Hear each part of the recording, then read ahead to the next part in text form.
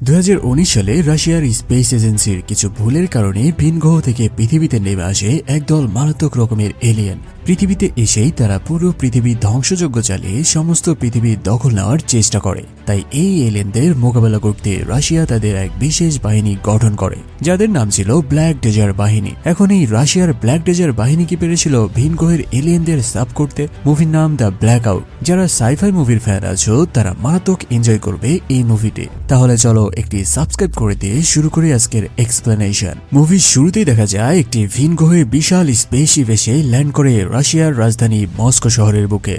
সেই স্পেসশিপের ভেতরে হাজার হাজার স্লিপিং চেম্বার দেখা যায়, আর তার মধ্যে রয়েছে ঘুমন্ত সব এলিয়েন। মানে কিছুক্ষণের মধ্যেই তারা জেগে উঠবে আর পুরো পৃথিবীতে ছড়িয়ে যেয়ে আক্রমণ করবে।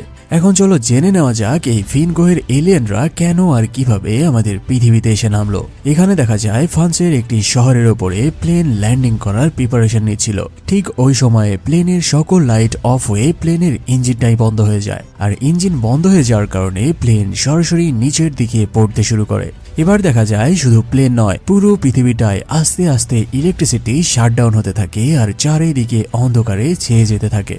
আর এই এরিয়ার মধ্যে সাউথ এশিয়া মানে ইন্ডিয়া, বাংলাদেশ, নেপাল, ভুটান এরাও ছিল। এখানে আমরা মুভির নায়ক ওলেগকে দেখতে পাই তার গার্লফ্রেন্ডের সাথে। ওলেগ ছিল একজন স্পেশাল ফোর্সের সদস্য। মস্কোর মতো মেগা সিটিতে লোডশেডিং হওয়ার কারণে ওলেগ জানালা দিয়ে বাইরে তাকালে সেখানে হাজার হাজার ড্রোন দেখতে পায়, কিন্তু সে বুঝতে পারে এই কাহিনী যেটাই হোক বিষয়টা খুবই সিরিয়াস।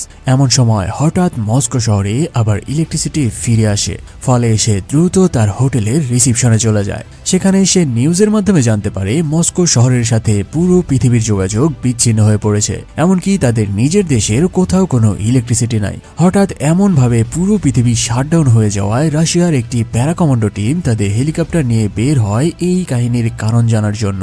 সেই হেলিকপ্টারে সেই দেশের বেশ কিছু মিডিয়ার জার্নালিস্টদেরকেও তারা সাথে নিয়ে নেয়। হেডকোয়ার্টার থেকে রেডিওতে প্যারাকমান্ডোদের জানানো হয় যেটা হয়েছে সেটা মোটেও কোনো সাধারণ ইস্যু নয়, তাই সকল কমান্ডো যেন নিজেদের সুরক্ষা নিয়ে তবেই মাটিতে ল্যান্ড করে। আর যেই সকল জায়গায় হাই রেডিয়েশন রয়েছে এমন কোনো বস্তু বা প্রাণীর আশেপাশে যেন কমান্ডোরা না যায়। হেলিকপ্টার থেকে তারা দেখতে পায় মাত্র নির্দিষ্ট কিছু এরিয়া বাদে পুরো পৃথিবীর সাথে রাশিয়ার সকল এরিয়াও শাটডাউন হয়ে গেছে। তাই তারা আগে অন্ধকার একটি শহরের মধ্যে ল্যান্ড করে আর সকলে মিলে পুরো এরিয়া খুঁজে দেখা শুরু করে। সেখানে তারা একটি সুপার শপে ঢুকে যায় আর আলোর জন্য রেডিয়াম লাইট জ্বালানো শুরু করে, কারণ ইলেকট্রনিক্স কোনো ডিভাইস সেখানে কাজ করছিল না। এবার রেডিয়াম লাইট জ্বলে উঠলে দেখা যায় যেই সমস্ত জায়গায় ইলেকট্রিসিটি শাটডাউন হয়েছে সেখানে কোনো জীব আর বেঁচে নাই। তারা একে একে সকল জায়গা খুঁজে কোথাও কাউকে জীবিত অবস্থায় দেখতে পায় না। এমন সময় অন্য এক রুমে হঠাৎ একজন কমান্ডোর ওপরে কেউ একজন অ্যাটাক করে বসে। তার চেঁচামেচিতে বাকি কমান্ডোরা সেখানে গেলে তাকে পড়ে থাকতে দেখতে পায়। বাহিরে কমান্ডোরা একজনকে পালিয়ে যেতে দেখা মাত্রই তার উপরে ফায়ার করা শুরু করে। মুহু ফায়ার করেও তার কিচ্ছু করতে না পারলে এবার ক্যাপ্টেন জানায়, আমি নিশ্চিত আমাদের বুলেট তার গায়ে লেগেছে, আর এমন মারাত্মক বুলেট খেয়েও যে এভাবে চলে যেতে পারে সে কোনোভাবেই সাধারণ মানুষ নয়। সেই আহত কমান্ডো জানায় সে কোনো মানুষ ছিল না, কারণ তার হাত থেকে ইলেকট্রিক শক বের হচ্ছিল। যাই হোক, তারা সেই আহত কমান্ডারকে তুলে নিয়ে তাদের বেজে ফিরে আসতে থাকে। এর কিছুদিনের মধ্যেই মস্কোর একটি টিভি নিউজে জানানো হয় পুরো পৃথিবীর মধ্যে মাত্র মস্কো শহরেই ইলেকট্রিসিটি রয়েছে, আর একমাত্র এই মস্কো শহরেই মানুষ জীবিত রয়েছে। তবে ধারণা করা হচ্ছে খুব দ্রুত এই শহরও ধ্বংস হয়ে যাবে। কিন্তু কেন এই অবস্থার সৃষ্টি হলো তার কারণ এখনো তাদের অজানা। তাই রাশিয়ান সরকার তাদের সকল ফোর্সের সদস্যের কাছে চিঠি দিয়ে তাদের ডেকে পাঠায়, কারণ তারা এক বিশেষ বাহিনী গঠন করতে চায় যেন তারা এই ধ্বংসের হাত থেকে নিজেদের শহরকে বাঁচাতে পারে। ঠিক এরকমই একটি চিঠি এসে পড়ে আমাদের মুভি নায়ক ওলেগের হাতে। আসলে ওলেগের মায়ের শরীর খারাপ থাকায় সে লম্বা একটি ছুটিতে ছিল, কারণ তার মায়ের সে ছাড়া আর কেউই নাই। তবে ওলেগের মা তাকে জানায় তার উচিত এই বাহিনীতে যোগ দেওয়া, কারণ একজন দেশপ্রেমিক হিসেবে এটা তার কর্তব্য। তবে ওলেগ তার মাকে একা রেখে যেতে রাজি না হলে তার মা তাকে এবার হুকুম করে। ফলে সে সরকারের ডাকে সাড়া দিয়ে বেরিয়ে পড়ে ব্ল্যাক ডেজার্ট বাহিনীতে যোগ দেওয়ার জন্য। এদিকে দেখা যায় মস্কোতে যারা জীবিত ছিল তারা সেখানে নিজ নিজ ধর্মের তীর্থস্থানে মানে খ্রিস্টানরা তাদের চার্চে এবং মুসলিমরা তাদের মসজিদে যেয়ে নামাজ আদায় করে প্রার্থনা করে যেন এই ভয়ানক বিপদ থেকে তারা রক্ষা পায়। পরের দিন সকাল হতেই দেখা যায় রাশিয়ার ড্রেগার ফোর্ট নামের হেলিকপ্টার নিয়ে ব্ল্যাক ডেজার্ট বাহিনী একে একে বেরিয়ে যায় তাদের এক গোপন আস্তানার দিকে। তাদের এই বেস ক্যাম্প স্থাপন করা হয়েছিল মাটি থেকে 120 মিটার গভীরে, যেন বাহিরের এই খারাপ অবস্থার ইফেক্ট তাদের ওপর বা তাদের ওয়েপনের ওপরে না পড়ে। সেখানে আমরা এই টিমের ক্যাপ্টেন মিসেস মারিনাকে দেখতে পাই। তিনি তার টিমের সবাইকে ডেকে সেখানে একটি ব্রিফিং করে। তিনি তাদের জানায় এখন আমাদের প্রথম কাজ হলো পুরো পৃথিবীতে কেন এই ধ্বংসযজ্ঞ হলো তার কারণ খুঁজে বের করা। আর এই জন্য আমরা প্রথমে মানুষের ডেড বডিগুলো কালেক্ট করব আর ফরেন্সিক টেস্টেই তার রেজাল্ট জানতে পারবো। যদি সেটা ভাইরাসের কারণে হয়ে থাকে তবে সেটা আমরা মেডিকেল টিমের কাছে হ্যান্ড ওভার করব, আর যদি সেটা অন্য কারণে হয়ে থাকে তবে জান দিয়ে হলো এই অবস্থার মোকাবেলা করতে হবে। ফলে তারা সেখান থেকে রাতের অন্ধকারে সাজোয়া যান নিয়ে বেরিয়ে পড়ে ডেড বডি কালেক্ট করার জন্য। পরের দিন একই ক্যাম্পের একই রুমে ক্যাপ্টেন মারিনা তাদের সৈন্যদের জানায় তারা যেটা অনুমান করেছিল আসল সমস্যা তার থেকেও ভয়াবহ। সেই ডেড বডি ফরেন্সিক অ্যানালাইসিস থেকে জানা যায় তাদের সবার মৃত্যু হয়েছিল হার্ট অ্যাটাকের কারণে। আর এই হার্ট অ্যাটাক ওই সকল জায়গার মানুষদের হয়েছিল যেগুলো জায়গায় ইলেকট্রিসিটি শাটডাউন হয়েছে। আর এই হার্ট অ্যাটাক হয়েছে এক বিশেষ রেডিয়েশনের কারণে। আর এই রেডিয়েশন এসেছে কোনো এক ভিন গ্রহের স্পেসশিপ থেকে, মানে কোনো এক স্পেসশিপ অন্য গ্রহ থেকে তাদের পৃথিবীতে এসে ল্যান্ড করেছে। আর স্পেসশিপ এসেছে মানে স্পেসশিপের ভেতরে এলিয়েন রয়েছে। ঠিক ওই সময়ে পুরো ক্যাম্পে সাইরেন বাজা শুরু হয় আর জরুরিভাবে সকল কমান্ডোদের জানানো হয় এক বিশাল জন্তুর দল জঙ্গল ভেঙে চুরে তাদের ক্যাম্পের দিকে এগিয়ে আসছে। তাই সবাই যে যার মতো ওয়েপেন তুলে নিয়ে রেডি হতে থাকে এই জন্তুদের মোকাবেলা করার জন্য। সকল কমান্ডোরা তাদের পজিশন নিলে হেডকোয়ার্টার থেকে জানানো হয় প্রায় 3 কিলোমিটার দূরে থেকে এক বিশাল জন্তুর দল তাদের দিকে এগিয়ে আসছে 120 কিলোমিটার পার ঘন্টায়। বেস থেকে তাদের ইনস্ট্রাকশন দেওয়া হয় যে এই আক্রমণাত্মক প্রাণীগুলো তাদের থেকে কত দূরে রয়েছে। ক্যাম্প থেকে আরও জানানো হয় এই জন্তুগুলোর বডি থেকে এক ধরনের স্ট্রং ইলেকট্রোম্যাগনেটিক রেডিয়েশন ছড়াচ্ছে, তাই তাদের সকল কমান্ডোদের সতর্ক হওয়ার নির্দেশ দেওয়া হয়। ঠিক ওই সময়ে সেখানে তাদের সকল ইলেকট্রনিক ডিভাইসগুলো বন্ধ হয়ে যেতে থাকে, ফলে সকল লাইট কাজ করা বন্ধ করে দিয়ে বন্ধ হয়ে যায়। আশেপাশের পরিবেশ বোঝার জন্য ক্যাপ্টেন ফ্লায়ার গান ছুড়ে আশেপাশে আলোকিত করতে থাকে যেন অন্তত কারা তাদের উপরে হামলা করবে তাদের নিজের চোখে দেখতে পারে, কিন্তু তারা সেখানে কিছুই দেখতে পায় না। হঠাৎ জঙ্গলের মধ্যে থেকে ঝাঁকে ঝাঁকে এক বিশেষ প্রাণীর দল তাদের দিকে ধেয়ে আসতে থাকে। আর নিজেদের বাঁচাতে ব্ল্যাক ডেজার্ট কমান্ডোরা তাদের অতি আধুনিক রাইফেল দিয়ে ফায়ার শুরু করে, কিন্তু সেখানে এত পরিমাণ জন্তু আসা শুরু করে যে তারা কোনোভাবেই তাদের মেরে শেষ করতে পারছিল না। ফলে তারা ওই সকল প্রাণীদের হামলার শিকারে পরিণত হয়। সিন শিফট হলে সকালবেলা আমরা কমান্ডো ওলেগকে দেখতে পাই যে মারাত্মক জখম অবস্থায় সেই জন্তুর নিচে চাপা পড়েছিল। এবার ক্রেন দিয়ে সেই জন্তুকে ওপরে তোলা হলে দেখা যায় কাল রাতে তাদের উপরে যেই জন্তু আক্রমণ করেছিল সেটা ছিল ভাল্লুক। শুধু একটা ভাল্লুক নয়, সেখানে দেখা যায় হাজার হাজার ভাল্লুক মরে পড়ে রয়েছে যাদের গত রাতে কমান্ডোরা শুট করে মেরেছিল। সেখানে বেঁচে যাওয়া কমান্ডোরা বাকি আহত কমান্ডোদের স্ট্রেচারে করে রেস্কিউ করে নিতে থাকে। আর যারা এই হামলায় প্রাণ হারিয়েছে তাদের সকলের ডেড বডি এক সারিতে এনে রাখা হয়। এখানে তোমাদের বোঝার জন্য একটু জানিয়ে রাখি, আসলে এই ভাল্লুকের দলকে ভিন গ্রহ থেকে আসা সেই এলিয়েনরা এক বিশেষ ক্ষমতার মাধ্যমে হিপনোটাইজ করে মানুষের ওপরে আক্রমণ চালিয়েছে। এখন প্রশ্ন হলো কারা এই এলিয়েন? একটু পরেই সেই এলিয়েনদের তোমাদের সামনে নিয়ে আসবো। পরে সিনে দেখা যায় ওলেগকে হসপিটালে আনা হলে সেখানে তার সাথে পরিচয় হয় সার্জন ওলিয়ার সাথে। ওলিয়া এসে তার সমস্ত শরীর এক্স রে করে দেখতে পায় ওলেগের হাঁটুর ওপরের হাড় খারাপ ভাবে ভেঙে গেছে। তাই সে জানায় তোমার এই ভাঙা পা সেরে উঠতে প্রায় 1 বছরেরও বেশি সময় লাগবে, মানে ওলেগ তার বাহিনীতে আর যোগ দিতে পারবে না। ফলে সার্জন ওলিয়া তার প্রয়োজনীয় কিছু মেডিসিন লিখে দিয়ে তাকে সম্পূর্ণ বেড রেস্টে থাকার পরামর্শ দিয়ে চলে যায়। বাহিরে captain Marina black desert commando বাহিনীর লিডারকে জানায় তারা একজন ছেলের ওপরে এক্সপেরিমেন্ট চালাচ্ছে, আর এই ছেলেকে তারা সেই ব্ল্যাক আউট এরিয়ায় হাজার হাজার মৃত মানুষদের মধ্যে জীবিত খুঁজে পেয়েছিল।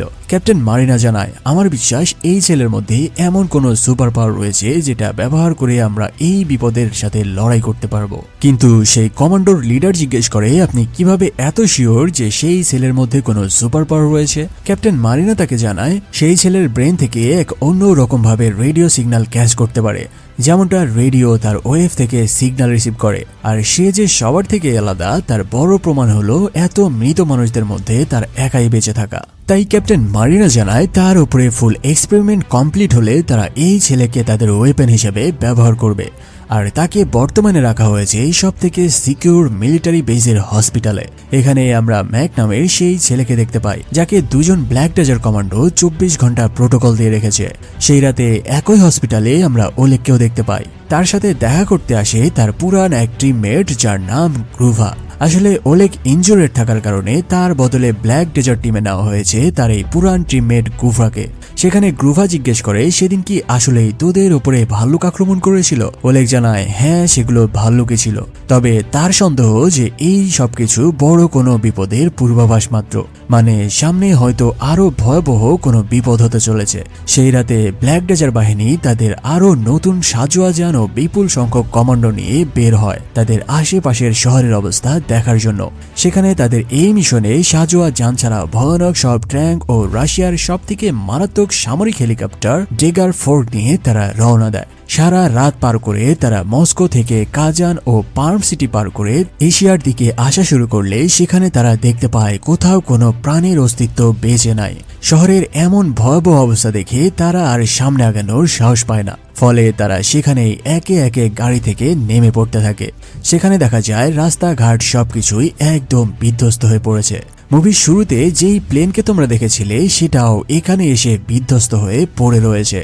সেখানে রেডিওতে তাদের জানানো হয় তারা যেন আর সামনে না আগায়, কারণ তাদের থেকে মাত্র 3 কিলোমিটার দূরে এক বিশাল স্পেসশিপ দাঁড়িয়ে রয়েছে, আর সেই স্পেসশিপ থেকে মারাত্মক রকমের এক রেডিয়েশন ওয়েভ নির্গত হচ্ছে।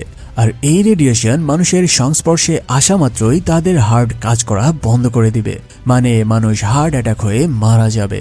সেই টিমের কমান্ডার স্কট তার গাড়ি থেকে নেমে 1 পা 2 পা করে সামনে এগিয়ে যায় আর সেখানে একটি গাড়ির ওপরে উঠে দাঁড়ায়। এবার দেখা যায় বিশাল একটা স্পেসশিপ এসে পুরো শহরটাই একদম বিধ্বস্ত করে ফেলেছে। শহরের এই অবস্থার নিউজ মস্কোর একটি নিউজ চ্যানেলে তুলে ধরা হয়, আর সেখানে রেডিয়েশনের মাত্রা বেশি থাকার কারণে ব্ল্যাক ডেজার্ট কমান্ডোরা আর সামনে আগাতে পারছিল না। ফলে রাশিয়ান আর্মি জেনারেল জরুরিভাবে জানিয়ে দেয় যেভাবেই হোক ব্ল্যাক ডেজার্ট বাহিনী তাদের সর্বোচ্চ সুরক্ষা নিশ্চিত করে সেই স্পেসশিপের কাছে পৌঁছাতে হবে, কারণ এবার তারা নিশ্চিত যে তারা এক ভিন গ্রহের মহাশক্তির সাথে লড়াই করতে যাচ্ছে। আসল মিশন শুরু করার আগে তোমাদের একটি অ্যাপ্লিকেশন সম্পর্কে বলি, যেটি বর্তমানে সবচাইতে বিশ্বস্ত, আর এই অ্যাপের স্পন্সর পিএসজি এবং সেরিয়া। বাংলাদেশে চলছে প্রিমিয়ার লিগ, তাই সমস্ত ক্রিকেট প্রেমীদের কাছে তোমার প্রিয় দলকে সমর্থন করার এটাই দুর্দান্ত সুযোগ। এই অ্যাপে তুমি ম্যাচের সমস্ত লাইভ ফলাফল দেখতে পারবে এবং সেই সাথে ম্যাচটিও লাইভ দেখতে পারবে। এখানে তুমি স্কোরের পূর্বাভাস দিয়ে বাজিয়ে ধরতে পারবে, উদাহরণস্বরূপ কোন দল জিতবে, কোন দল কত রান করবে এবং কে সর্বোচ্চ স্কোর পাবে ইত্যাদি ইত্যাদি। এছাড়া BMW গাড়ি, আইফোন, ল্যাপটপ এবং আরো অনেক নগদ পুরস্কার জেতার সুযোগও রয়েছে। এছাড়াও বিভিন্ন ধরনের গেম রয়েছে যা তোমার পছন্দ মতো বেছে নিতে পারবে। রেজিস্ট্রেশনের সময় আমার প্রোমো কোড বিডি স্টোরি ব্যবহার করে তোমার প্রথম আমানতের উপরে পেতে পারো 12,000 টাকা পর্যন্ত বোনাস। আর এই টাকা সহজেই পেটিএম, ব্যাংক, বিকাশ, নগদ, রকেট বা অন্যান্য সহজ পদ্ধতির মাধ্যমে তুলেও নিতে পারবে। তাহলে আর দেরি না করে পিন কমেন্টে থাকা লিঙ্ক থেকে রেজিস্ট্রেশন করে ফেলো আর হাজার হাজার টাকার বোনাস জিতে নাও। তবে আমরা যেই বিজ্ঞাপনই দেই না কেন যেখানে আর্থিক লেনদেনের বিষয় জড়িত, সেখানে আগে জেনে বুঝে বা প্র্যাকটিস করে নিজ দায়িত্বে ইনভেস্ট করার পরামর্শ রইল। এবার চলো মুভির এক্সপ্লেনেশনে ফিরে যাই। আর্মি জেনারেলের আদেশ মোতাবেক ব্ল্যাক ডেজার্ট বাহিনী আস্তে আস্তে জঙ্গলের রাস্তা ধরে আগানো শুরু করে। কিছু দূর আগানোর পরে তারা এক গ্রামে এসে পৌঁছায়। সেখানে তারা দেখতে পায় তাদের আর্মিদের সকল সামরিক যান খেলনার মতো চারিদিকে ছড়িয়ে ছিটিয়ে পড়ে রয়েছে। মানে বুঝতেই পারছো এই মারাত্মক সব যুদ্ধাস্ত্র এই এলিয়েনদের কাছে খেলনার মতোই সামান্য। তারা একে একে গ্রামের ভেতর দিয়ে আগাতে থাকে। এমন সময় একজন কমান্ডো একটি বিশাল কন্টেইনার পড়ে থাকতে দেখতে পায়। সে মনে করতে থাকে হয়তো এর মধ্যে কোনো এলিয়েন রয়েছে। তবে সে যখন কন্টেইনারের দরজা খুলে বড় বড় রড বেরিয়ে এসে তার পায়ের মধ্যে ঢুকে যায়। এদিকে ভেতরে বাকি কমান্ডোরা রেডিও ওয়েভ ডিটেক্টর দিয়ে একে একে রুমের ভেতরে স্ক্যান করতে থাকে যে কোথাও কোনো এলিয়েন ওত পেতে রয়েছে কিনা। তারা সেখানে একটি বড় বিল্ডিং খুঁজে পায়, আর আজকের রাত কাটানোর জন্য সেই বিল্ডিংটাই তারা সেফ মনে করতে থাকে। ফলে তারা সেখানে যে যার মতো বিশ্রাম নেওয়ার জন্য ঢুকে পড়ে। তবে সেখানে একজন কমান্ডো এসে তাদের একটি ফুটেজ দেখায় যেখানে দেখা যায় তাদের নিচের মেইন দরজা অটোমেটিক ভাবে খুলে যাচ্ছে। তবে বাকিরা জানায় এটা হয়তো বাতাসে খুলে গেছে, তাই চিন্তার কোনো কারণ নাই। এসব বলে তারা সেই রাতে ঘুমিয়ে পড়ে। অন্যদিকে মস্কোতে আর্মিদের হেডকোয়ার্টারে দেখা যায় সেই ম্যাক নামের ছেলেটি বসে থাকার সময় তার কাছে একজন লোক আসে যার মুখ মাস্ক দিয়ে ঢাকা ছিল। তবে ম্যাক তাকে জিজ্ঞেস করে, তুমি আমার কাছে কি চাও আর এই সিকিউর জায়গায় তুমি কিভাবে আসলে? এবার সেই লোক তার মুখ থেকে কাপড় সরালে দেখা যায় সে কোনো সাধারণ মানুষ নয়। সে তার কোড নেম বলে 00638 আর এটাই তার নাম। তাদের গ্রহে এলিয়েনদের কোনো স্পেসিফিক আমাদের মতো রহিম করিম নাম নাই, তাদের সবাই কোড নেম হিসেবে নিজেদের পরিচয় দেয়। আইডি জানায় সে EGS 1450 গ্রহ থেকে এখানে এসেছে, যার দূরত্ব পৃথিবী থেকে প্রায় 13 কোটি লাইট ইয়ার্স দূরে। তোমরা যারা লাইট ইয়ার কি বুঝতে পারোনি তাদের জন্য একটু বলি। আচ্ছা, আমরা রাস্তা বা দূরত্ব পরিমাপ করার জন্য কিলোমিটার ব্যবহার করি, তাই না? কিন্তু তোমরা তো জানো মহাকাশ কত বড়, আর এই মহাকাশের দূরত্ব কোনোভাবেই কিলোমিটার দিয়ে পরিমাপ করা সম্ভব নয়। তাই সায়েন্টিস্টরা মহাকাশের দূরত্ব পরিমাপ করার জন্য লাইট ইয়ার্স বা আলোকবর্ষ দিয়ে পরিমাপ করে থাকে। মানে একটি আলো কোনো রকম বাধা ছাড়া 1 বছরে যেই দূরত্ব অতিক্রম করবে সেটা হলো 1 লাইট ইয়ার্স। মানে তো বুঝতেই পারছো, তারা এসেছে 13 কোটি লাইট ইয়ার্স দূরের এক গ্রহ থেকে। এখন এই 13 কোটি লাইট ইয়ার যে কত দূরের গ্রহ সেটা একমাত্র আল্লাহ ছাড়া আর কেউই জানে না। যাই হোক, এসব বলার আগে সেখানে ক্যাপ্টেন মারিনা চলে আসে, আর এখানে এই অদ্ভুত এক মানুষকে দেখে তিনিও বুঝে যায় যে এরাই সেই এলিয়েন। তাই তারা সবাই মিলে রাইফেল তাক করে তাকে সারেন্ডার করতে বলে। কিন্তু আইডি তার নিজের রূপ সম্পূর্ণভাবে চেঞ্জ করে ক্যাপ্টেন মারিনার রূপে ফিরে আসে আর তার দিকে এগিয়ে যায়। সেখানে সে জানায়, তোমাদের এই রাইফেল দিয়ে তুমি আমার কিছুই করতে পারবে না। আমি তোমাদের ক্ষতি নয় বরং তোমাদের উপকার করার জন্যই এখানে এসেছি।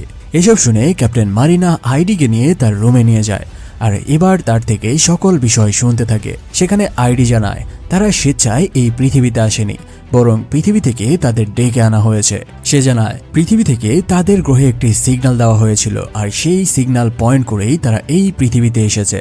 আর এখানে আসার একটি কারণও রয়েছে। তাদের EGS 14506 গ্রহের বয়স প্রায় 20 লক্ষ বছর, আর এই লম্বা বয়সের কারণে তাদের গ্রহ বসবাসের অনুপযোগী হয়ে পড়েছে, যার কারণে তারা নতুন এক গ্রহ খুঁজে বেড়াচ্ছিল যেন সেখানে যে তারা নতুনভাবে জীবন শুরু করতে পারে।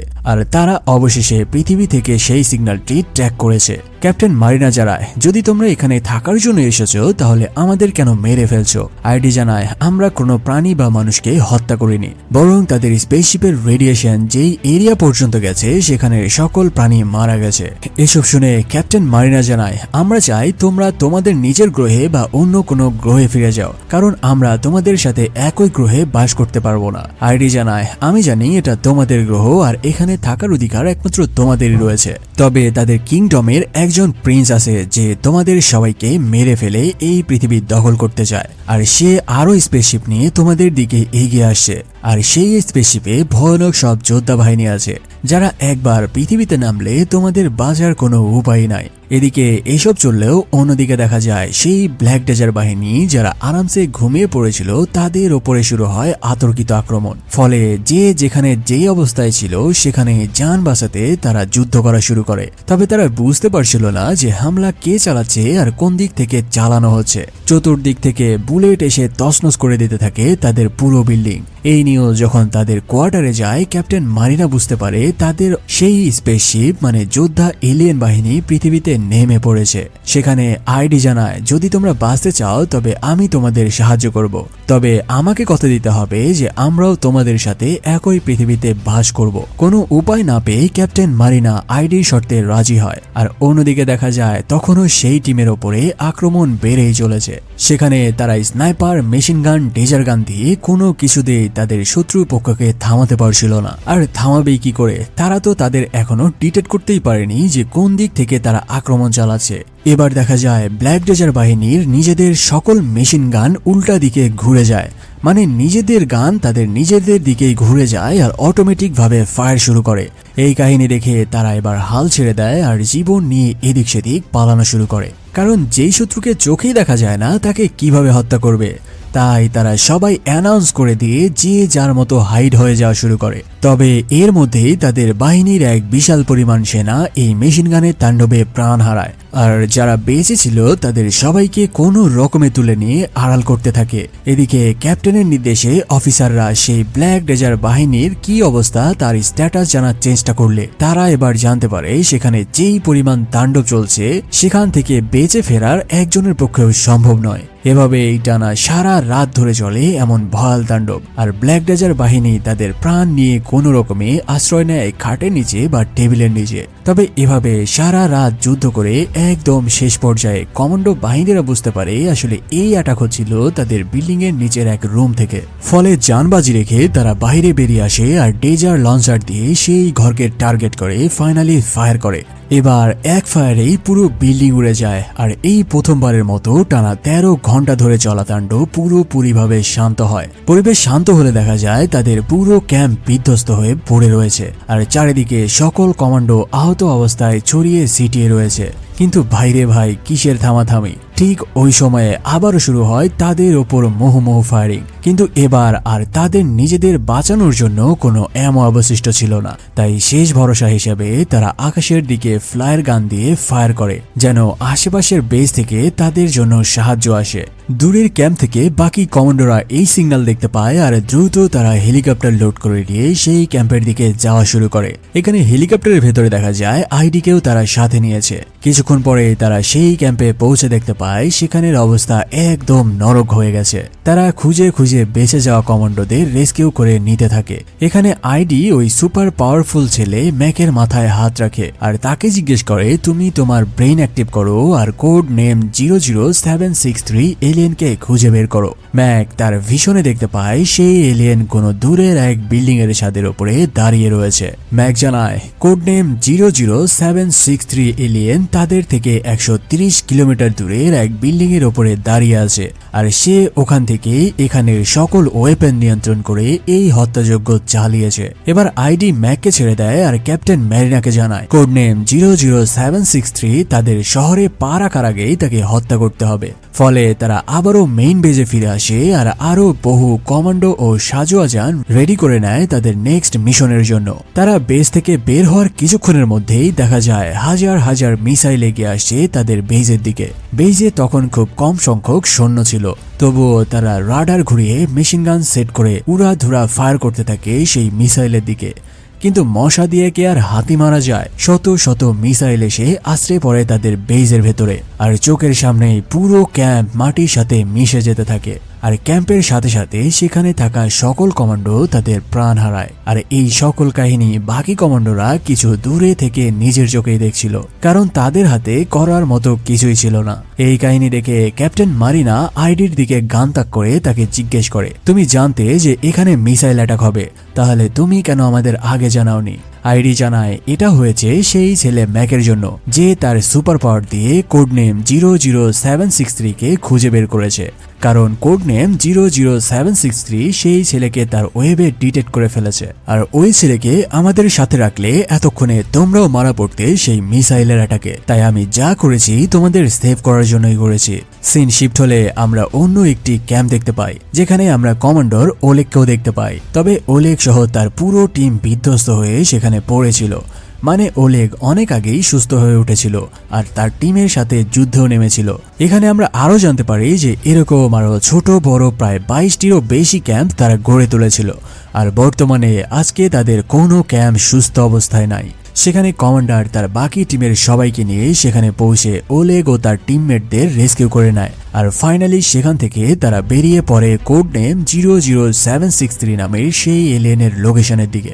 রাস্তায় যাওয়ার সময় আইডি সবাইকে জানিয়ে দেয়, আর কিছুক্ষণ আগানোর পরেই তোমাদের সামনে কোটি কোটি সাধারণ মানুষ তোমাদের ওপরে আক্রমণ করবে। হ্যাঁ, তোমাদের মতো সবাই সাধারণ মানুষ, আর তারা এই পৃথিবীরই মানুষ। তাদের সবার ব্রেন হিপনোটাইজ করে নিয়েছে কোড নেম 00763 নামের সেই এলিয়েন। তবে তোমরা কোনোভাবেই সেই মানুষদের বাঁচাতে পারবে না, কারণ কোড নেম 00763 মারা গেলে হিপনোটাইজ হয়ে যাওয়া সকলেই একসাথে মারা যাবে। তাই ভুলেও তাদের বাঁচাতে যেও না। কিছু দূর আগাতেই সত্যি সত্যি হাজার হাজার মানুষ এসে আক্রমণ করে বসে কমান্ডোদের সাজোয়াজানের ওপর।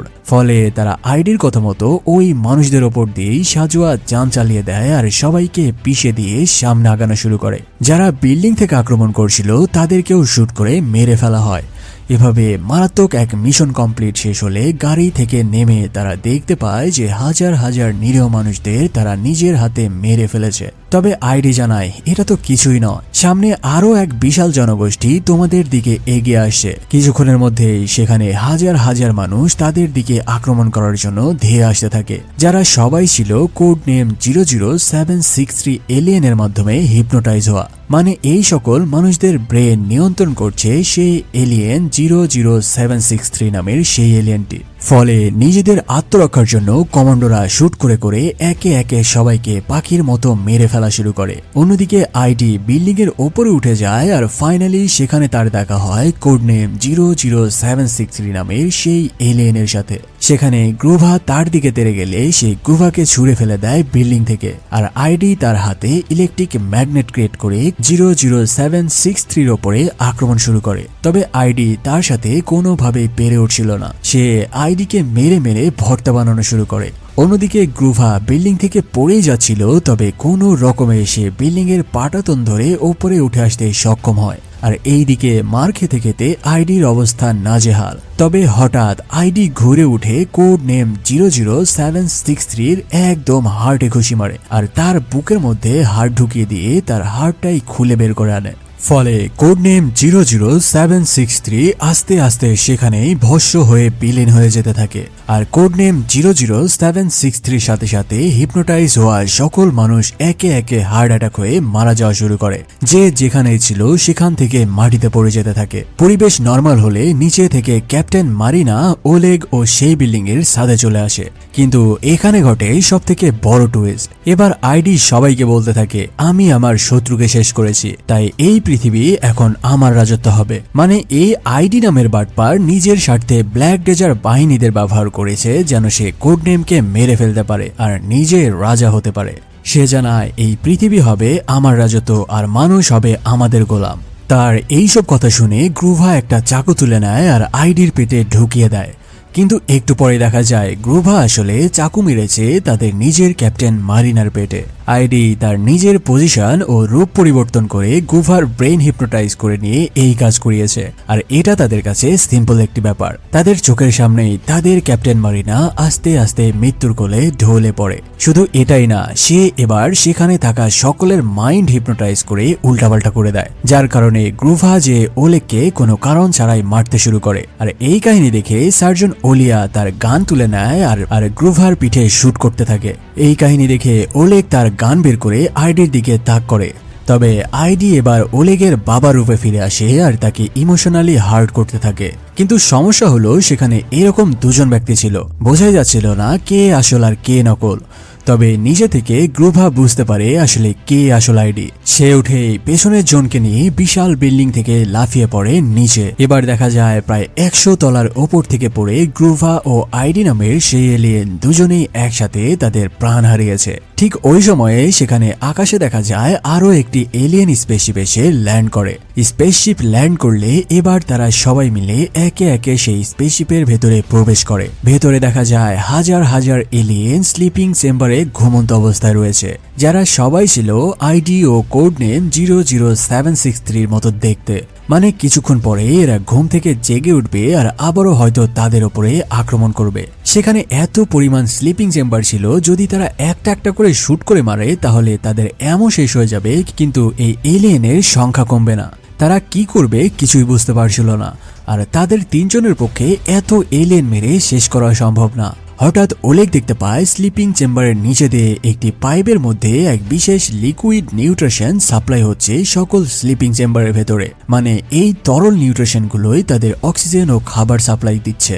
তাই সবাই মিলে আগে সেই পাইপগুলো ডিস্ট্রয় করা শুরু করে, যেন আগে তাদের অক্সিজেন সাপ্লাই বন্ধ করা যায়। কিছুক্ষণের মধ্যেই সকল নিউট্রিশন সাপ্লাই বন্ধ হয়ে গেলে এবার সকল স্লিপিং চেম্বারে দরজা খুলে যায়, আর সেখান থেকে ছোট ছোট এলিয়েনের বাচ্চা বেরিয়ে আসা শুরু করে। ওলেগ তাদের শুট করতে চাইলে সার্জন ওলিয়া তাকে বাধা দেয়। সে জানায় এরা তো মাত্র বাচ্চা আর এরা তো কোনো অপরাধ করেনি। আর সেই বাচ্চাগুলোকে দেখা যায় তারা খুব শান্তভাবে তাদের দিকে এগিয়ে আসতে থাকে। আর এখানে এই মুভির কাহিনী শেষ হয়ে যায়। মানে হয়তো তারা বাচ্চা এলিয়েনগুলোকে তাদের নিজের সাথে নিয়ে নিয়েছিল, যারা এই পৃথিবীতেই মানুষের সাথে বসবাস শুরু করেছিল। মুভির এক্সপ্লেনেশন ভালো লাগলে সাবস্ক্রাইব করতে ভুলো না। যদি তোমরা সাইফাই মুভি লাইক করো তাহলে এরকম আরো অনেক মুভি রয়েছে যেগুলো একে একে এক্সপ্লেন করা হবে। সে পর্যন্ত ভালো